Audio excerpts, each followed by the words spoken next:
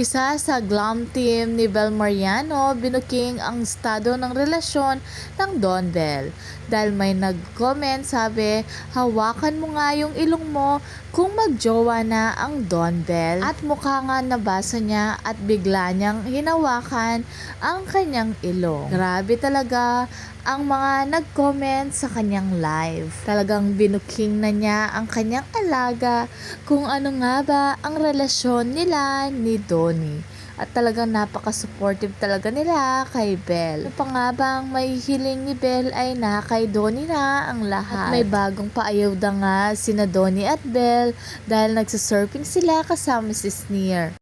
At hindi lang pala si Sneer ang kasama, pati rin ang kapatid ni Donnie na si Benjamin Pangilinan at ang kanyang pinsan na si Temo. Dahil sa isang larawan ay kasama si Bel at pinsan ni Donnie at ang kanyang kapatid. At samantalang si Donnie ay talagang bantay sarado sa kanyang Bel Mariano.